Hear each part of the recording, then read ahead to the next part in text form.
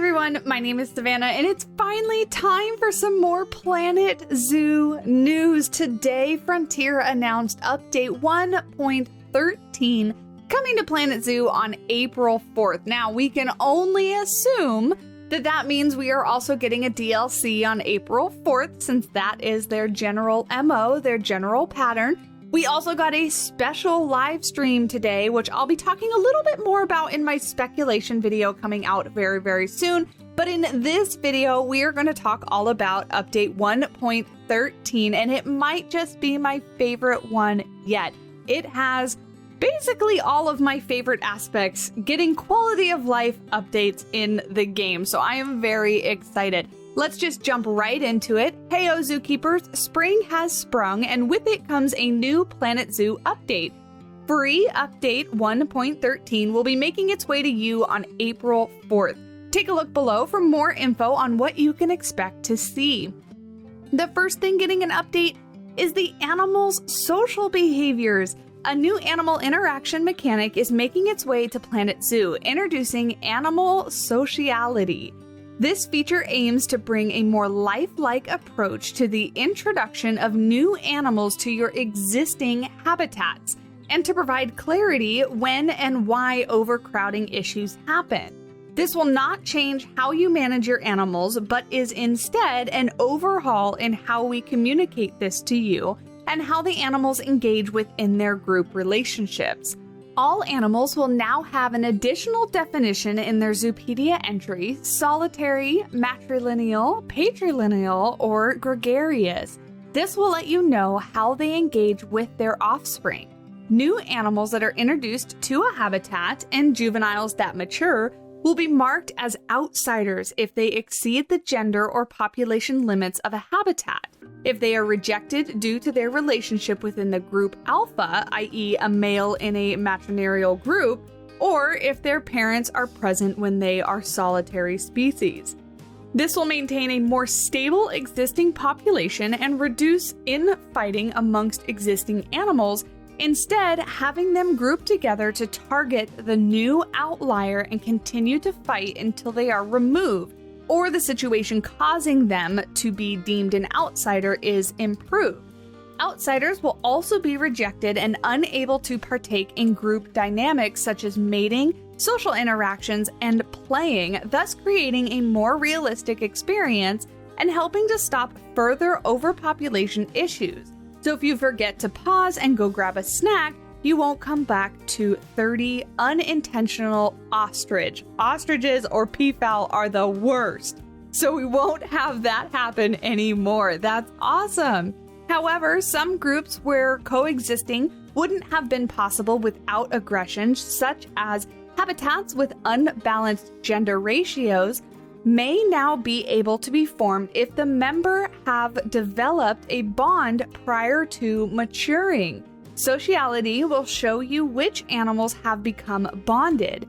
Bonded animals will never fight their alpha or their bonded partners, and can become bonded through spending time together or by being juveniles born from the same two parents.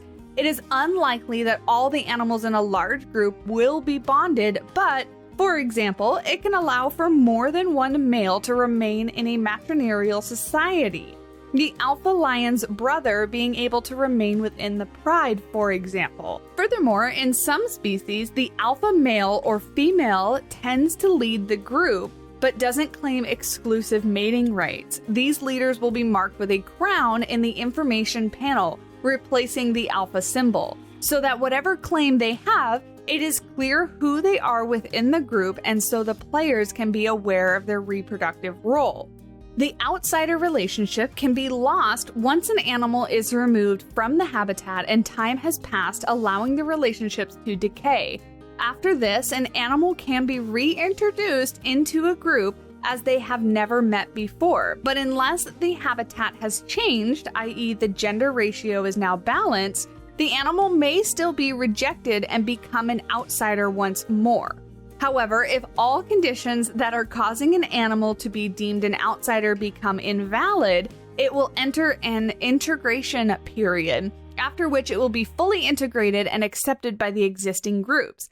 This can happen if the gender and population limits are balanced again, or if the animal is no longer impacted by the alpha of the group. The type of outsider an animal is will be displayed within the information panel, so you will know the cause and be able to take appropriate managerial steps from there. This panel will also display the time left in the integration period should your animal enter one. Animal Sociality will add all of this information under the Social tab. All sociality dynamics will also be labeled appropriate per species, whether that be a pride, pack, herd, clan, or similar. How cool is that? This is going to make the animals seem that much more lifelike, and for those of you that like to play on management modes such as franchise, you'll have a whole nother aspect to take care of and pay attention to. I absolutely love this update to the animals, making them seem just a little bit more lifelike, a little bit harder to deal with, just like animals often are. And I absolutely love that just 3 years into the game, we're still getting updates like this that majorly change the gameplay when you are playing in management modes such as franchise mode. So I'm really excited. Now, one thing that I would have hoped, and maybe it's being added, are new social animations. I'm not quite sure that this whole paragraph actually hints at that. It more so just hints at explaining why the animals start fighting and explains some of the things that you can do to get them to stop fighting. But I really would have loved additional animations between, parents and offspring, or just between bonded pairs, for example, maybe some group grooming animations for those animals that would participate in that. So I really would want that to be the case, but I don't, just in reading that right there, I don't feel like that is the case. So maybe in a future update, maybe they'll surprise us, but that would be my just little additional want on top of this. You give me an inch, I'm going to take a mile. We're going to ask for anything and everything to make Planet Zoo the absolute perfect game. Moving on to our next 3 much smaller updates, but still just as good. You guys, null paths. Ever wanted to have a hidden or completely natural path all the time? Or to style your own via decorative items every single day? We know you have, and now you can. Introducing null paths. Disabling the curbs on ground path toggle on any natural path will now create a null path, an invisible path that allows guests and zoo staff to walk across a seemingly unmarked terrain. These paths will function the same as any other path, meaning that the terrain cannot be deformed around them, nor can facilities or similar be placed on them, but they will only show an outline when selected for building purposes and can be customized beyond that to your heart's content. Similar to null barriers, any build mode will now have a setting drop down to highlight hidden paths. That's very good, because when you place things that are invisible, sometimes you can maybe lose them, so it's nice that we're going to get a toggle in order to see our invisible paths. This is enabled by default, but can be toggled on as necessary for those who really go in depth with their building. Hi, hello, me. I'm so excited about this. It's going to make building buildings so much easier. I can't even emphasize how big of a deal null paths are. So very excited. They could have given us just that, and I think I would have been completely content with a new update. But we're getting null path. Very, very good. Multi-axis advanced movement. The first time I read this, I had no idea what it was talking about. Another improvement coming for our builders is an addition to your advanced movements option, multi-axis movement.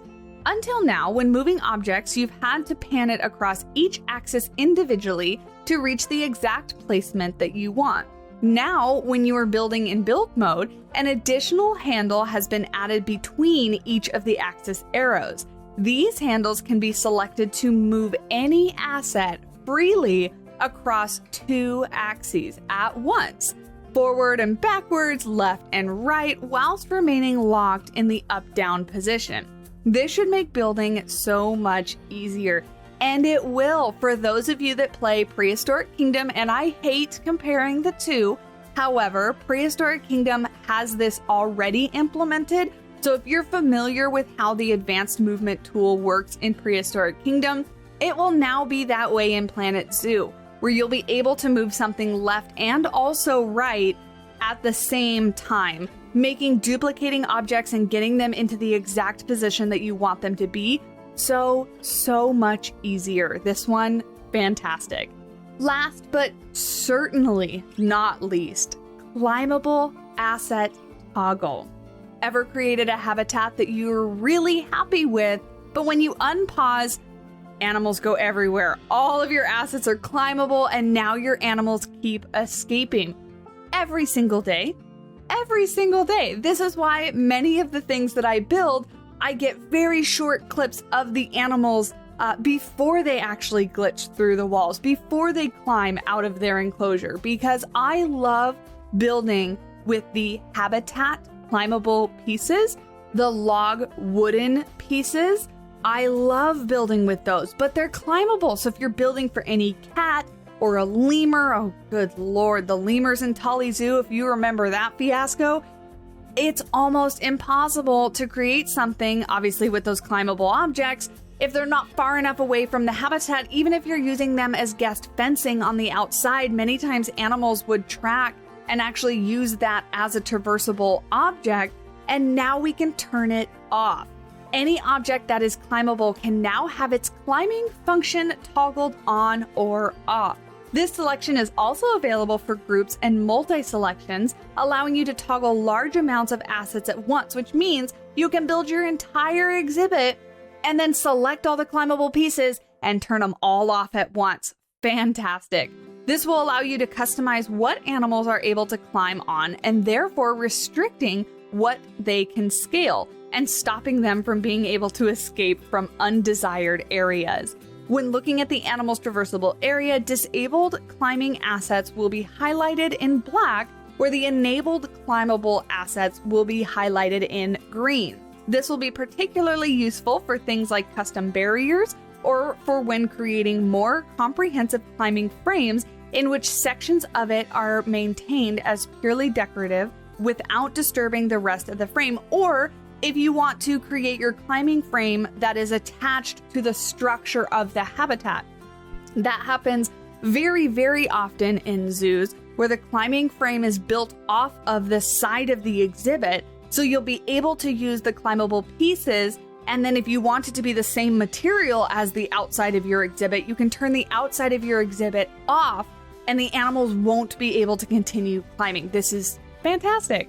As always, these exciting new features will come alongside a range of fixes and quality of life improvements. All of these are already quality of life improvements, which you can read in the patch notes after release.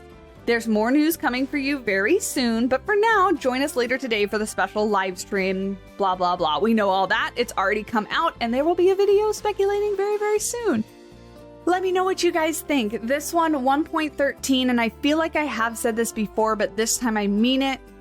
For builders, for people that like to go with realism and put a lot of effort into their builds, and they want the animals to use their builds as they were intended, Update 1.13 is going to just change your life. It's fantastic. So I cannot wait for this to come out.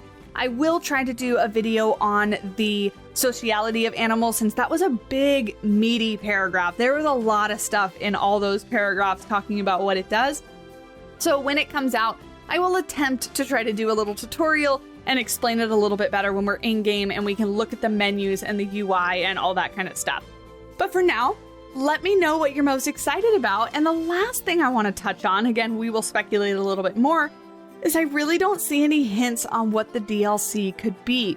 Sometimes we get updates that kind of hint towards an animal coming, but I really don't see anything in this update that could hint towards a specific region or a specific biome or a specific animal. Let me know what you think. I'm very curious to see how excited you guys are and what you're hoping for in the DLC. Let me know down below in the comments, and while you're down there, remember to leave a like on the video and hit the subscribe button. We just recently passed 17,000 subscribers, and I am so grateful for all of you. So if you're interested in more Planet Zoo content, There's going to be a lot of it coming very, very soon, so be sure to hit subscribe so you don't miss out. You can follow me on all my other social media accounts. Links are down in the description below, including our Discord if you need help or just want to share your builds or gameplay. My Etsy store if you want to support the channel and get some adorable animal-themed stickers, and then obviously Instagram or Twitter if you are on those. And for now, I will talk at you in the next video. Bye!